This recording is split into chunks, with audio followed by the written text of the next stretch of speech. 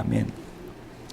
빌립보서 강의 두 번째 시간입니다. 빌립보서 1장 3절부터 8절의 말씀을 갖고 예수 그리스도의 심장으로라는 제목으로 함께 나누기를 원합니다. 지난 시간에 우리는요, 빌립보 교회와 바울의 관계를 살펴보았습니다. 빌립보 교회가 어디 있냐면요, 튀르키예에서, 터키에서 마게도니아로, 유럽으로 바로 넘어가면 유럽의 첫 관문 도시가 빌립보입니다. 빌립보 교회는 바울 자신이 개척한 교회죠. 자신의 사역을 처음부터 물심양면으로 지원했던 교회입니다. 늘 서로 마음을 주고받았던 교회이죠. 바울은 그 교회가 하나님 아버지와 주 예수 그리스도로부터 은혜와 평강이 있기를 바란다라고 축원했습니다. 은혜와 평강, 그리스도 예수의 대속의 은혜, 그 은혜로 우리는 하나님과 화목되어졌다.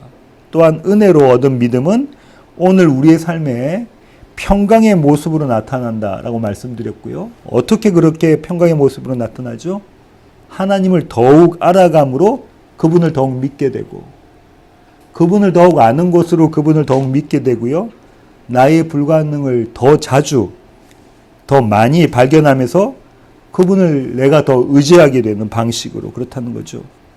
믿음으로 얻게 된 평강, 내 나라의 왕은 오직 한 분 하나님이시라는 이 평강이 우리의 마음과 생각을 지키신다. 바울이 이렇게 이야기했습니다. 여기까지가 지난 시간에 나눈 은혜와 평강이었습니다.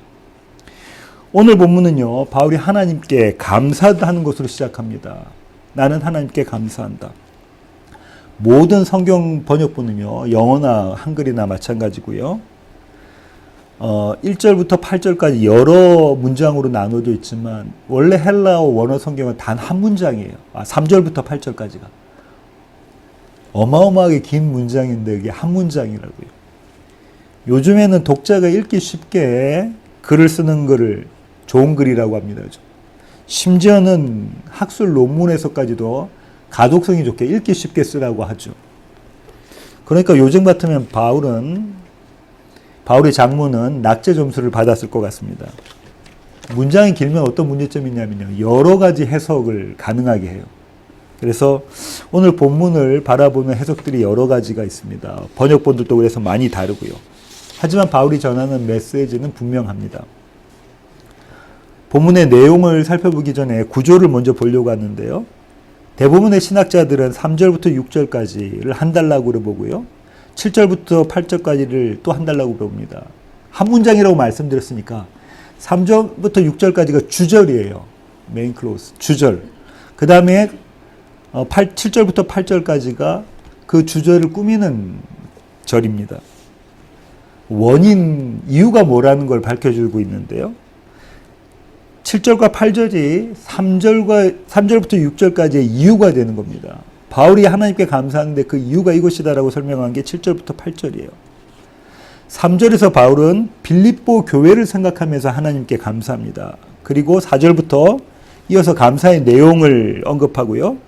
그리고 7절에서 그 이유가 바울의 마음에 있기 때문이다. 그들이 바울의 마음에 있기 때문이다 라고 이야기를 해요. 그리고 8절에 가서는 뭐라고 말하냐면 아주 의미심장한 이야기를 하는데요. 그 마음이 예수 그리스도의 마음이다. 그리스도 예수의 마음이다 라고 바울이 이야기를 해요. 8절 어떻게 시작하냐면 이렇게 시작하거든요. 하나님께서 나의 증인이 되시기 때문이다. 무엇에 대한 증인이요? 내가 예수 그리스도의 심장으로 너희 빌립보 교회 성도를 얼마나 사랑하는지 하나님이 나의 증인이 되신다. 바울은 이 사랑을 품고 하나님께 감사를 올려드립니다. 그것이 3절부터 시작되는 겁니다. 먼저 오늘 본문을 문법적인 측면에서 살펴보겠습니다. 이 화면에서 나오나요? 예.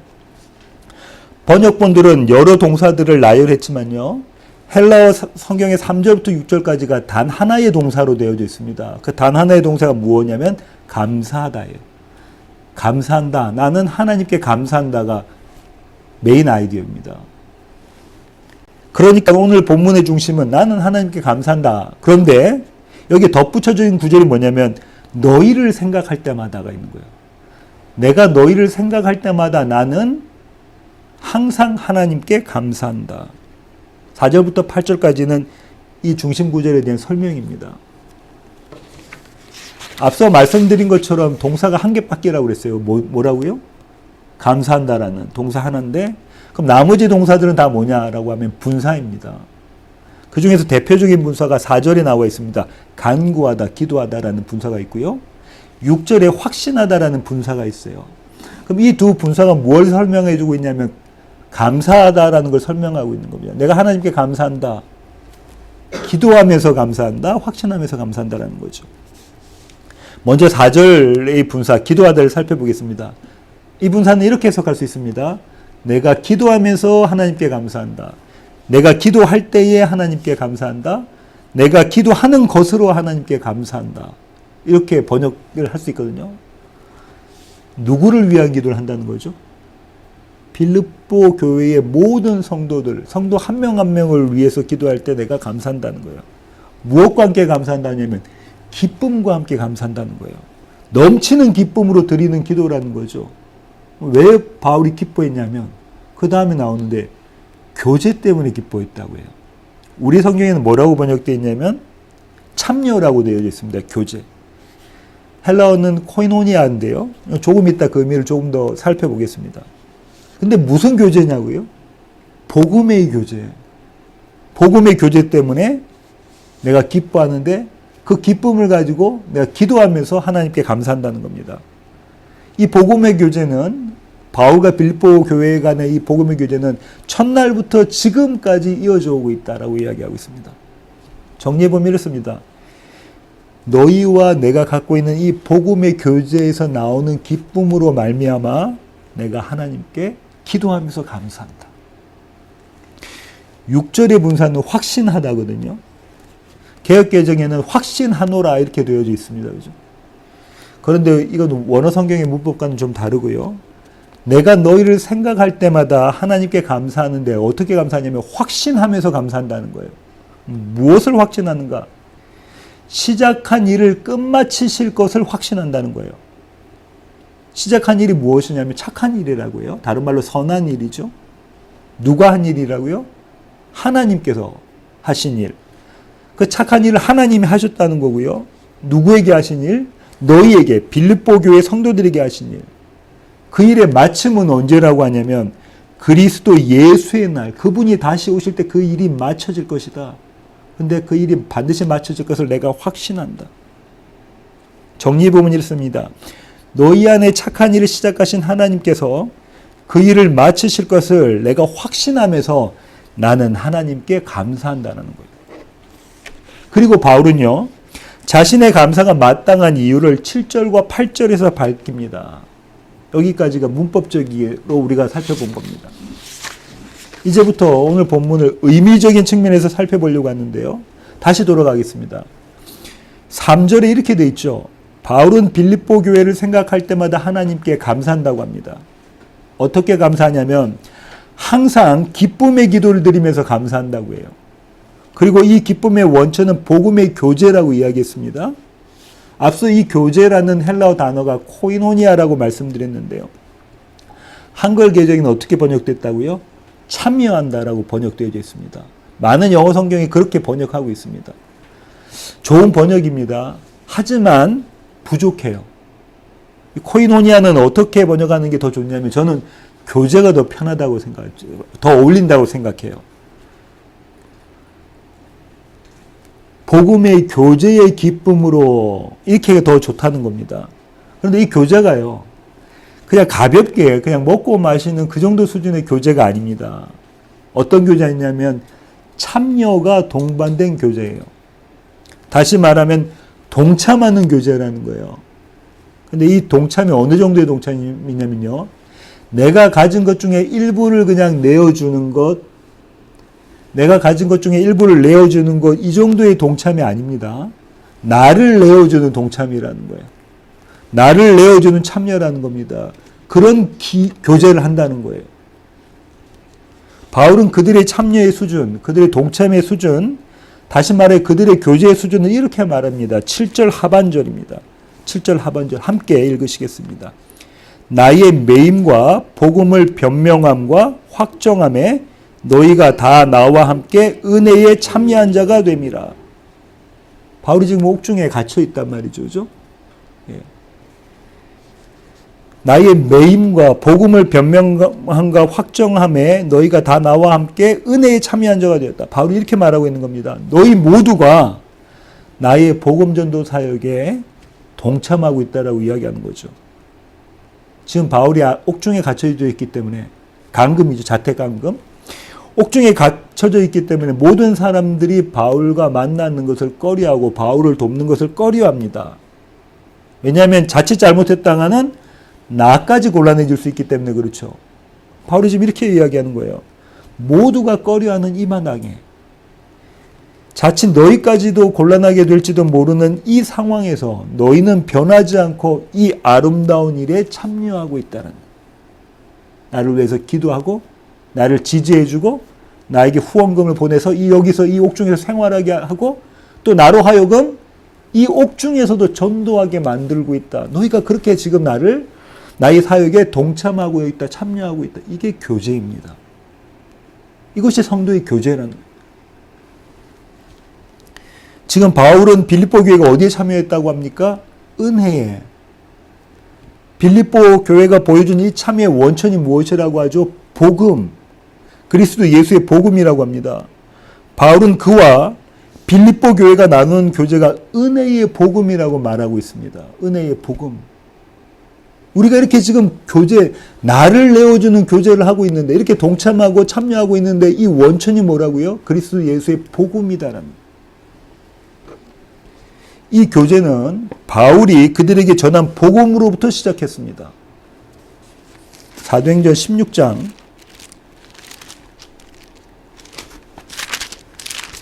14절과 15절 함께 읽으시겠습니다. 두아디라시에 있는 자색 옷감 장사로서 하나님을 섬기는 루디아라는 한 여자가 말을 듣고 있을 때 주께서 그 마음을 열어 바울의 말을 따르게 하신지라. 그와 그 집이 다 침례를 받고 우리에게 청하여 이르되 만일 나를 주 믿는 자로 알거든 내 집에 들어와 유하라 하고 강권하여 머물게 하니라. 루디아라는 자주색 옷감 장사였고 그 비즈니스를 하는 이 루디아라는 여자는 아주 부자였을 것이라고 말씀을 드렸죠. 왜냐하면 자색 옷이 비싼 옷이기 때문에 그렇습니다. 지금 같으면 그냥 명품이죠. 고위층만 입을 수 있는 옷인데요. 무엇이라고 했냐면 바울이 복음을 선포하고 있자 강가에서 복음을 선포하고 있자 이 루디아라는 사람이 그걸 들었다고 해요. 그죠? 그곳에서 듣고 그 다음 뭐라고 했냐면 바울과 바울 일행을 자기 집으로 초청합니다. 아마도 대단히 큰 집이었겠죠. 초청을 해요. 내가 예수 믿는 사람으로 너희가 나를 그렇게 생각한다면 우리 집에 머물러라. 왜 머물러라고 하겠습니까? 왜 머물러라고 했을까요, 바울을? 복음을 더 나누자는 거예요. 네가 알고 있는 복음을 나에게도 가르쳐 주라는 거죠. 복음을 더 나누자. 그렇게 빌립보 교회가 시작했습니다. 복음을 나눈 거죠. 네가 나를 예수 믿는 자로 알거든 나의 청함을 거절하지 말고 나와 함께 복음의 교제를 하자는 거예요. 복음의 교제를 하자. 바울은요, 그 자리에서 복음을 가르쳤고요. 전했고요. 그들은 복음을 배우고요. 깨달았습니다. 그렇게 복음을 나누고 또 나누고 그러다가 그들은 복음에 참여하게 됩니다. 변함없이 바울의 사역을 지지하면서요. 그를 후원하는 모습으로 그들은 복음에 참여합니다. 바울의 모든 선교 여행에 그들이 함께 참여를 하는 거예요. 재정적으로 참여하고 기도로 참여하고 물심양면으로 참여하죠. 바울은 이 복음의 교제를 기뻐했습니다. 대단히 기뻐했습니다. 내가 너희를 생각할 때마다 하나님께 감사하는데, 그죠? 내가 너희를 생각할 때마다 하나님께 감사하는데, 왜냐하면 복음의 교제를 통해서 너희와 나눈 복음의 교제를 통해서 내가 너무나 큰 기쁨을 얻기 때문이라는 거예요. 단순히 바울이 그들이 자기에게 후원했다고 이 기쁨 가운데 있었을까요? 저는 그렇다고 보지 않습니다. 왜냐하면 바울이 기뻐했던 이유는 그들의 선 자리에서 그들의 삶의 자리에서 또 다른 바울이 되어서 또 다른 바울이 되어서 예수 그리스도를 전하는 복음에 참여했기 때문에 바울이 이렇게 기뻐했다고 저는 생각합니다. 여기서는 복음을 변명하는 방식으로, 저기서는 복음을 확정하는 모습으로 그렇게 예수를 전했을 거예요. 누가요? 빌립보 교회의 성도들이. 이것이 복음의 능력입니다. 복음을 처음엔 들었어요. 복음을 모르는 자들이 강변에서 복음을 듣습니다. 복음을 듣고 복음을 더 알기 원합니다. 자기 집에 초대를 합니다. 우리 집에 와서 이 복음을 더 가르쳐 달라고 하죠. 그렇게 된 자들이 이제는 복음을 전하고 바울의 사역을 돕고 자기의 삶의 자리에서 다른 사람들에게 예수 그리스도를 증거하는 삶으로 그렇게 사역에 동참하게 되는 거죠. 이것이 복음의 코이노니아, 교제입니다. 그들이 이렇게 할 수 있었던 것은 복음의 능력이 있었기 때문이에요. 그들에게서가 아니라 복음의 능력이 있었기 때문입니다. 로마서 1장 16절 상반절 한 목소리로 읽으시겠습니다. 내가 복음을 부끄러워하지 아니하노니 이 복음은 모든 믿는 자에게 구원을 주시는 하나님의 능력이 됨이라.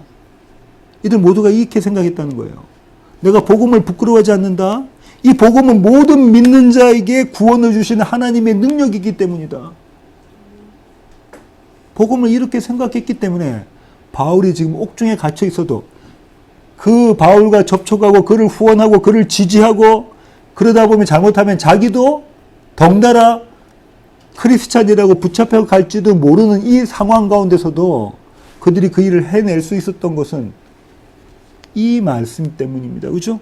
내가 복음을 부끄러워하지, 내가 도무지 복음을 부끄러워하지 않는다. 내가 복음을 뭐 한다는 거예요? 자랑한다는 거예요. 내가 할 수 있는 한 복음을 자랑한다. 이 복음은 모든 믿는 자에게 구원이 되기 때문이다. 다른 길은 없다는 거예요. 예수 그리스도의 복음 외에는 다른 길이 절대 없다. 그러니 내가 이 복음을 전한다. 이 복음의 교제에 동참한다. 바울은 빌립보 교회와 이 능력이 가득한 복음의 교제를 나누었습니다. 바울은 지금 이렇게 빌립보 교회와 나눈 복음의 교제를 생각하면서 내가 너희를 생각할 때에 라고 3절이 시작하잖아요. 이 교제의 처음 날을 바울이 잊지 못할 겁니다. 어디겠죠? 빌립보 도시에 있는 어느 강변이라고요. 그 강변에서 복음을 그들에게 처음, 예수 그리스도의 복음을 처음 선포한 그날을 바울은 잊지 못합니다. 루디아의 집에서 복음을 가르치고 또 가르치고 또 가르치고 했던 그 시간을 잊어버리지는 못해요. 내가 그것들을 다 기억하면서 너희와 나눈 복음의 교제에 내가 기쁨이 넘친다. 참 목회자 아닌가요? 제가 이 대목을 입으면서 너무너무 부끄럽더라고요. 그게 힘들었다니까요. 너무너무 부끄러워. 내가 이 너희를 만난 그 처음부터, 복음을 전한 그 처음부터 지금까지 너희와 나눈 복음의 교제를 내가 잊지를 못한다. 내가 거기에서 기쁨을 누리고 있다.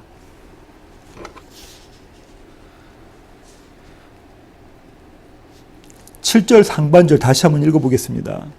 내가 너희 무리를 위하여 이와 같이 생각하는 것이 마땅하니 이는 너희가 내 마음에 있으며. 바울이 이렇게 너희가 내 마음에 있다. 대단한 얘기입니다. 그죠? 너희가 내 마음에 있다. 나와 그렇게 복음 나눈 너희를 나는 내 마음에 품고 있다라는 거예요. 너희가 내 안에, 내가 너희 안에 있다. 바울의 이 선언은요, 이 고백은요, 빌립보 교회의 모든 성도들을 향한 바울의 이 고백은 어디서 들어보셨습니다. 너희가 내 마음 안에 있다. 내가 너희 안에, 너희가 내 안에. 어디서 들어보셨죠? 주님께서 십자가 지시기 전에 저와 여러분을 위해서 중보해 주시는 그 기도 가운데 이 얘기가 있습니다. 요한복음 17장 20절로 23절의 말씀 함께 읽으시겠습니다. 내가 비옵는 것은 이 사람들만 위함이 아니요 또 그들의 말로 말미암아 나를 믿는 사람들도 위함이니 아버지여 아버지께서 내 안에 내가 아버지 안에 있는 것 같이 그들도 다 하나가 되어 우리 안에 있게 하사 세상으로 아버지께서 나를 보내신 것을 믿게 하옵소서. 내게 주신 영광을 내가 그들에게 주었사오니 이는 우리가 하나가 된 것 같이 그들도 하나가 되게 하려 함이니이다. 곧 내가 그들 안에 있고 아버지께서 내 안에 계시어 그들로 온전함을 이루어 하나가 되게 하려 함은 아버지께서 나를 보내신 것과 또 나를 사랑하심 같이 그들도 사랑하신 것을 세상으로 알게 하려 함이로소이다. 바울이 지금 정확히 이 얘기하고 있습니다. 예수님이 바울을 위해서, 빌립보 교회를 위해서, 또 저와 여러분을 위해서 이 기도를 하신 거예요. 십자가 지시기 전에. 아버지가 내 안에 있고 내가 아버지 안에 있는 것처럼 그들 가운데 우리가 있어. 그들 가운데 우리가 있어서, 또 우리 가운데 그들이 있어서 하나가 되어서 그렇게 그들이 교제해서 이제는 사역에 동참하는 그들 때문에 세상이 예수 그리스도를 믿게끔 하는 자리까지 이끌도록 그런 교제 나누는 그런 그들이 되기를 원합니다. 주님의 이 기도가 바울과 빌립보 교회의 교제를 통해서 이루어진 거죠. 성취가 된 것입니다. 바울은 지금 이 마음으로 빌립보 교회를 바라보는 것입니다. 바울이 그걸 8절에 이야기하고 있어요. 함께 읽으시겠습니다. 내가 예수 그리스도의 심장으로 너희 무리를 얼마나 사모하는지 하나님이 내 증인이시다. 이 말을 하고 있죠. 내가 예수 그리스도의 심장으로 너희를 얼마나 사랑하는지 하나님이 증인되신다. 여기서 심장은요, 우리가 생각하고 있는 이 심장, 하트가 아니고요, 내장입니다. 우리 오장육부론이 그런 얘기 쓰잖아요. 내가 이 내장이 끊어지는 이 사랑으로 이스라엘 백성을 보시면서 예수님께서 던지셨던 민망해서 불쌍히 여겨 이런 단어가 이 단어인 거예요. 내가 이 마음으로 바울 가운데 예수 그리스도의 사랑, 예수 그리스도의 마음, 예수 그리스도의 심장이 있다는 거죠. 바울은 이렇게 빌립보 교회의 성도들을 생각할 때마다 이 복음의 교제, 이 하나됨의 교제, 이 동참, 이 주님의 사역에 대한 참여, 이것의 기쁨을 누리면서 하나님께 감사했다고 하는 겁니다. 두 번째는요, 바울은 또한 빌립보 교회를 생각할 때마다 하나님께 감사했는데요. 착한 일, 선한 일을 시작하신 하나님께서 그 일을 성취하실 것을 확신하면서 그분께 감사했다고 해요. 아까 말씀드린 것처럼 우리 개역개정 성경에는 확신하노라 이렇게 끝나는 게 아니고요. 내가 확신하면서 하나님께 감사한다는 거예요. 빌립보 교회여, 너희와 내가 나누는 이 복음을 시작하신 이가 누구신가? 누가 너희를 이 복음에 참여하게 하셨는가? 그분은 실수가 없으신 하나님이시다. 무엇이 없으시다고요? 실수가 없으신. 오늘 저와 여러분이 나눴던 찬양처럼 후회하심이 없다는 거예요. 그분은 결코 망설이시지 않는다는 겁니다. 주저하지 않으신다는 거예요. 그분은 한 번 마음먹은 것은 반드시 성취해내시고 이루어내시는 분이십니다. 그런 하나님이 너희 안에서 선한 일을, 착한 일을 시작하셨으니 그분이 이루실 것을 나는 확신한다는. 여기 대단한 역설이 있는데요. 나의 이 확신은 너로부터도 아니고 너희로부터도 아니고 나로부터도 아니다. 만약 너와 나로부터 이 확신이 나왔다면 이 확신은 흔들리는 확신이라는 거예요. 이 믿음은. 그것이 아니라 이 확신의 출처가 어디라는 겁니까? 하나님이라는 거예요. 그러니 나는 확신한다라는 거예요. 여기서 이런 질문 갖게 될 수 있습니다. 그럼 이 착한 일이 뭡니까? 선한 일이 뭡니까? 바울은 어떻게 그렇게까지 확신할 수 있었을까요? 착한 일을 먼저 살펴보면요. 마태복음 19장 16절부터 22절의 말씀 함께 읽으시겠습니다. 어떤 사람이 주께 와서 이르되 선생님이여 내가 무슨 선한 일을 하여야 영생을 얻으리까? 여기서 선한 일 나왔나요? 착한 일. 내가 무슨 착한 일을 해야 영생을 얻겠습니까? 계속 읽으시겠습니다. 예수께서 이르시되 어찌하여 선한 일을 내게 묻느냐? 선한 이는 오직 한 분이시니라. 내가 생명에 들어가려면 계명들을 지키라. 이르되 어느 계명이오니까? 예수께서 이르시되 살인하지 말라, 간음하지 말라, 도둑질하지 말라, 거짓 증언하지 말라, 내 부모를 공경하라, 내 이웃을 내 자신과 같이 사랑하라 하신 것이니라. 그 청년이 이르되 이 모든 것을 내가 지켰사온데 아직도 무엇이 부족하니까? 예수께서 이르시되 내가 온전하고자 할진대 가서 내 소유를 팔아 가난한 자들에게 주라.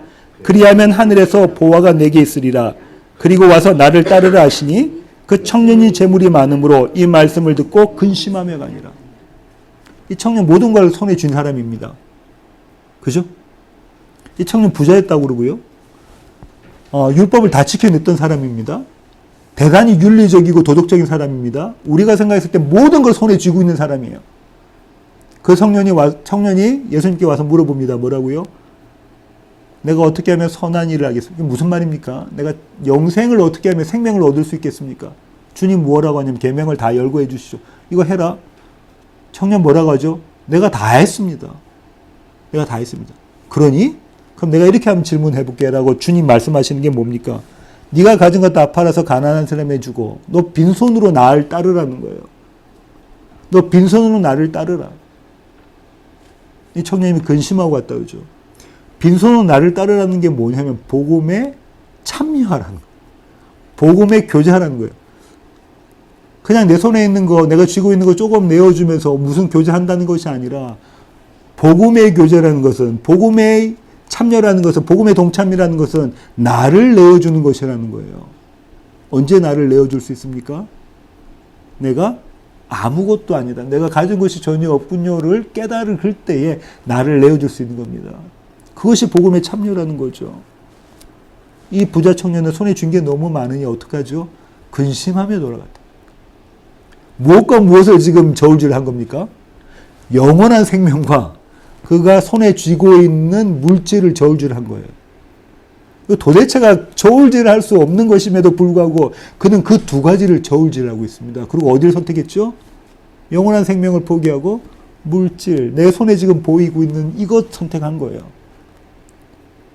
우리 아이들은 아직 모르겠지만 우리 변형제님 네 분과 저희는 인생이 얼마나 짧은 줄 압니다. 그죠? 영원한 생명과는 바꿀 수 없는 인생인데 그걸 지금 바꾸고 있는 거예요. 이어지는 구절을 한번 보실까요? 23절부터 26절입니다. 함께 읽으시겠습니다. 예수께서 제자들에게 이르시되 내가 진실로 너에게 이르노니 부자는 천국에 들어가기가 어려우니라. 다시 너에게 말하노니 낙타가 바늘귀로 들어가는 것이 부자가 하나님의 나라에 들어가는 것보다 쉬우니라 하시고 제자들이 듣고 몹시 놀라 이르되 그렇다면 누가 구원을 얻을 수 있으리까? 예수께서 그들을 보시며 이르시되 사람으로는 알 수 없으나 하나님으로는 다 하실 수 있느니라. 낙타가 바늘귀에 들어갈 수 있나요? 없나요? 없어요. 이거는 거의 힘들다, 거의 불가능하다가 아니고 결탄코 너희로서는 이 생명에, 이 구원에, 이 복음에 참여할 수 없다는 거예요. 100% 불가능하다는 거예요. 아니 10,000% 할 수 있는 한 이건 뭐 도대체가 있을 수 없는 일이라는 거예요. 뭐가? 예수 믿는 것이. 나를 온전히 내어드리게 그렇게 복음에 참여하는 것이 내 인생에 내 왕관을, 내 왕위를 하나님께 예수 그리스도께 내어드리는 것은 도대체가 있을 수 없는 일이라는 거예요. 할 수 없는 일이라는 거예요. 이 부자 청년이 그랬잖아요. 대단히 인격적이고 손에 모든 걸 쥔 이 부자 청년이 그랬잖아요. 나 할 수 없어. 예수님 뭐라고 하시죠? 사람으로서는 할 수 없으나 하나님은 하실 수 있다. 하나님은 하실 수 있다는 겁니다. 이 이야기를 이렇게도 풀어갑니다. 요한복음, 요한이 이렇게 풀죠. 6장 28절부터 29절의 말씀입니다. 요한복음 6장 28절로 29절의 말씀 함께 읽으시겠습니다. 그들이 묻되 우리가 어떻게 하여야 하나님의 일을 하오리까? 예수께서 대답하여 이르시되 하나님께서 보내신 이를 믿는 것이 하나님의 일이니라 하시니. 우리 하나님의 일을 한번 해볼게요.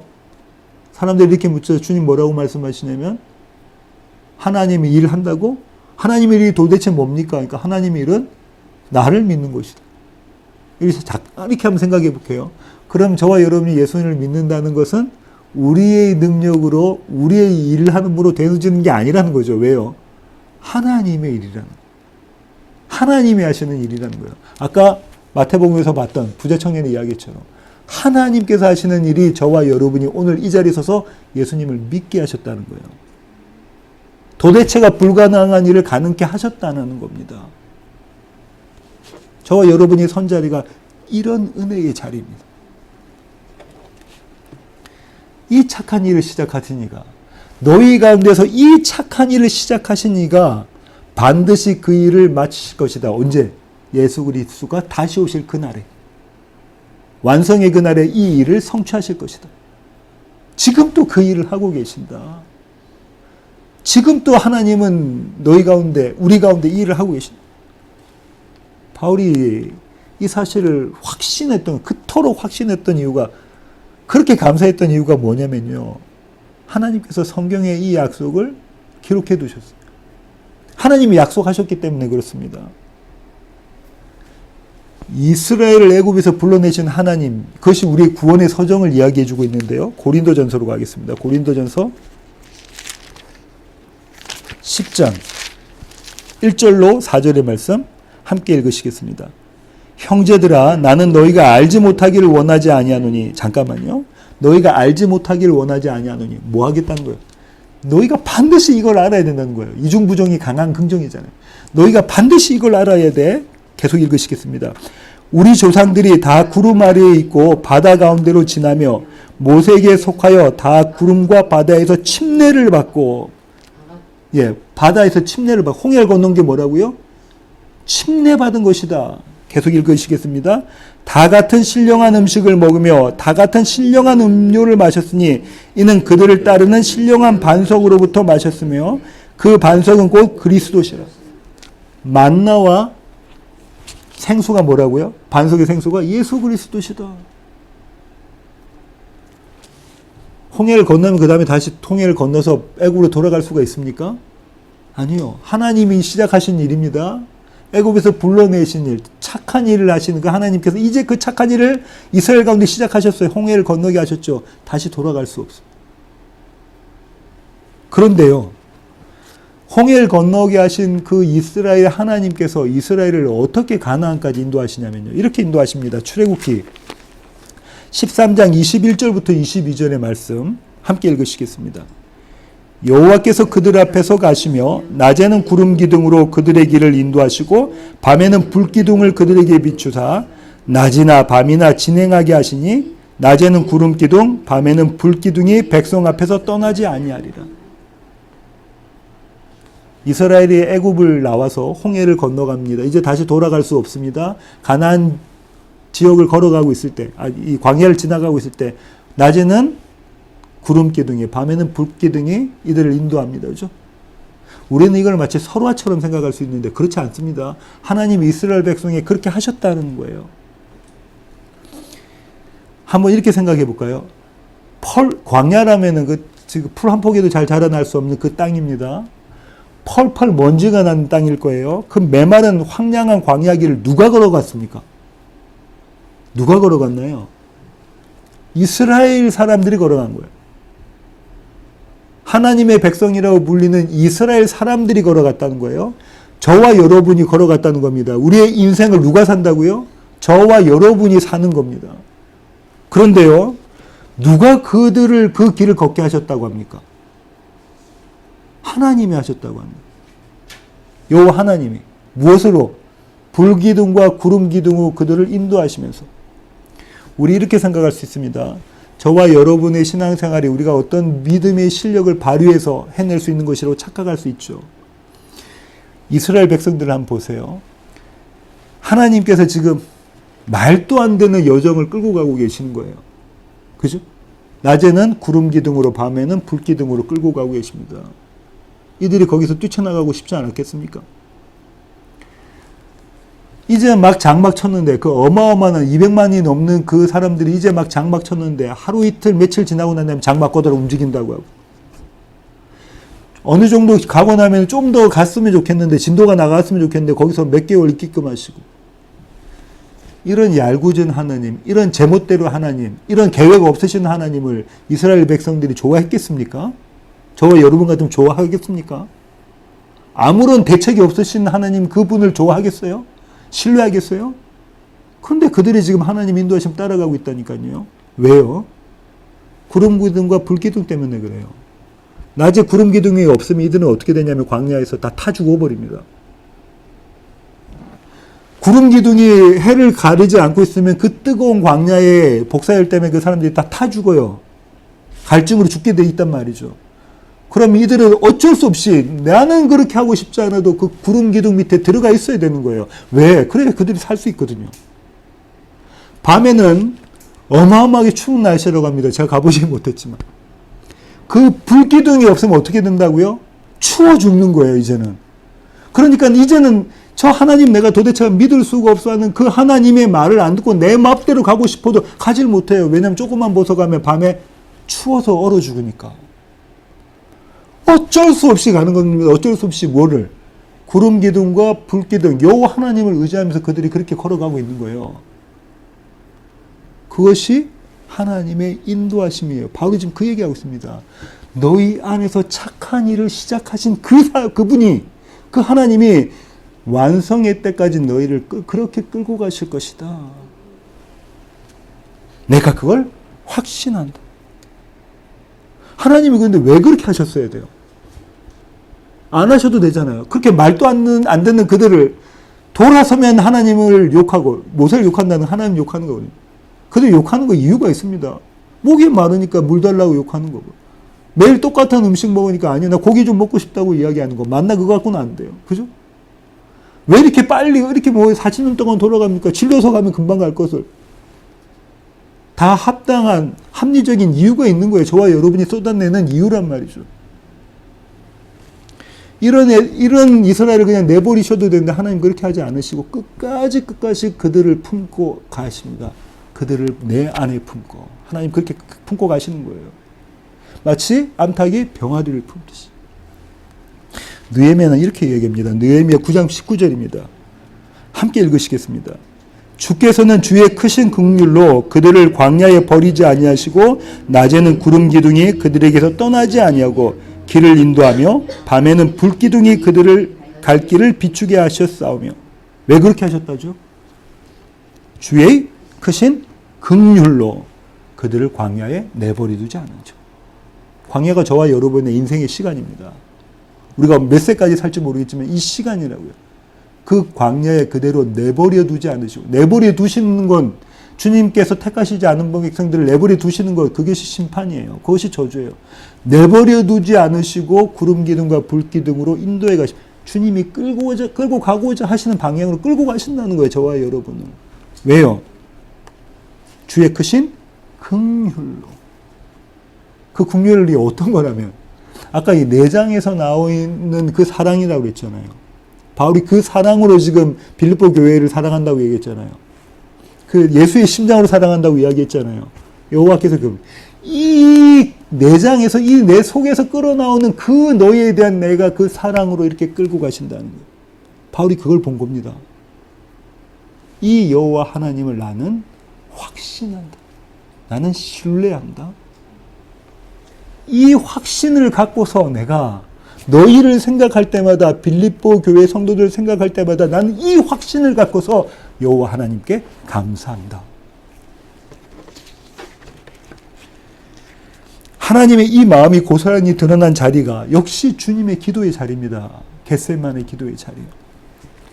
그리스도 예수가 너희를 품고 계시기에, 너희가 그분 안에 있기에 나는 확신한다는 거예요. 너희가 그분 밖에 있는 게 아니고 그분 안에 계시기에 내가 확신한다. 요한복음 17장, 아까 읽으셨던 요한복음 17장입니다. 10절부터 12절 먼저 읽으시겠습니다. 내 것은 다 아버지의 것이요 아버지의 것은 내 것이온데 내가 그들로 말미암아 영광을 받았나이다. 나는 세상에 더 있지 아니하오나 그들은 세상에 있사옵고 나는 아버지께로 가옵나니 거룩하신 아버지여 내게 주신 아버지의 이름으로 그들을 보존하사 우리와 같이 그들도 하나가 되게 하옵소서. 내가 그들과 함께 있을 때에 내게 주신 아버지의 이름으로 그들을 보존하고 지켰나이다. 그 중에 하나도 멸망하지 않고 다만 멸망의 자식뿐이오니 이는 성경을 응하게 하려 함이니이다. 뭐라고 주님 말씀하시죠? 내가 단 한 명도 놓치지 않고 아버지께서 내게 주신 그 자들을 다 지켜냈다라고 이야기해요. 이제 내가 아버지께 가니까 이제 성령 하나님이 아버지의 영 그리스도의 영 그분이 이 사역을 감당하신다는 거예요. 단 한 명도 놓치지 않고 지켜내겠다. 24절부터 26절입니다. 함께 읽으시겠습니다.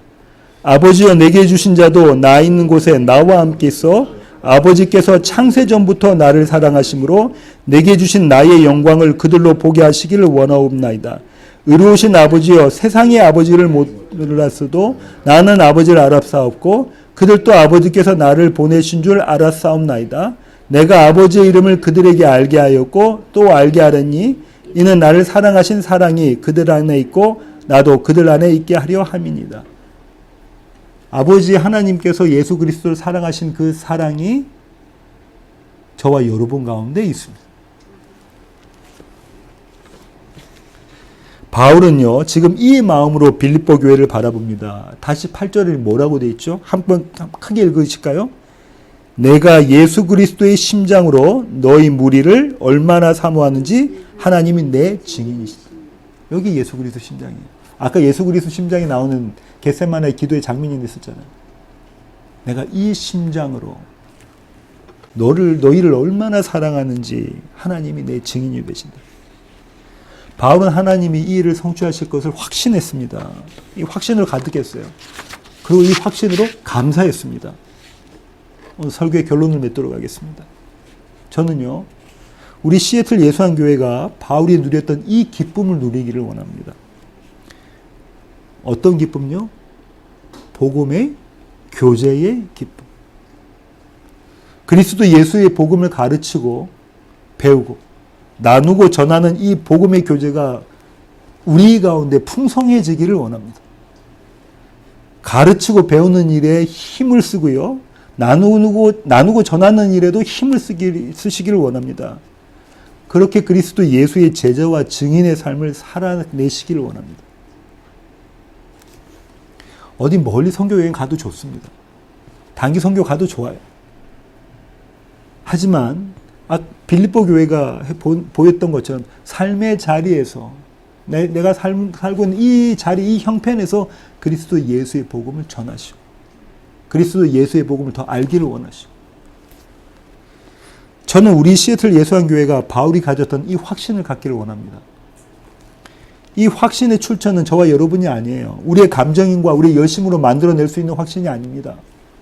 하나님의 변함없는 약속 위에 세워진 것이 이 확신입니다. 하나님을 더 알아가는 것으로 이 확신이 깊어집니다.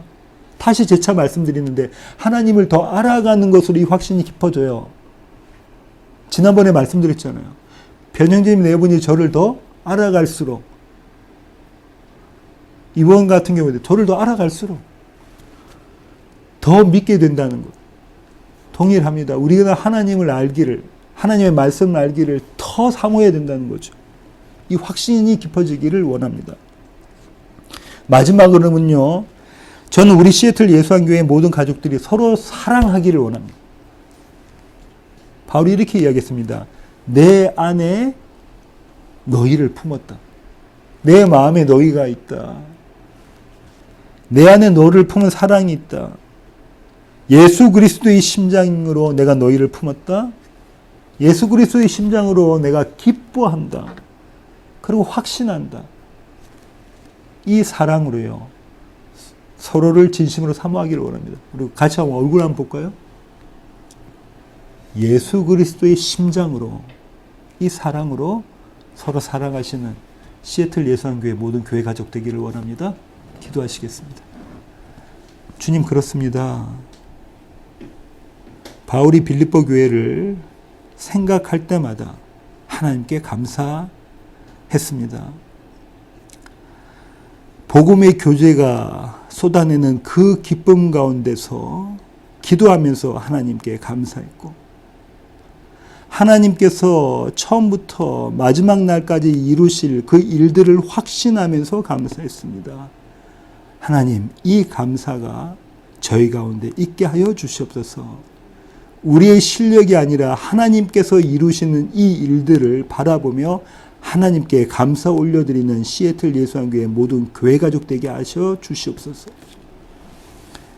이제는 우리 주 예수 그리스도의 놀라우신 구원의 은혜와 하늘 아버지의 크고 극진하신 사랑과 우리 안에 내주하셔서 기쁨과 확신의 감사를 올려드리게 만들어내시는 성령님의 충만하심이 이제 주님 앞에 머리 숙인 시애틀 예수한교회 가족 머리 위에 이제로부터 영원토록 함께 하시기를 우리 주 예수 그리스도의 귀하신 이름으로 간절히 축원하옵나이다.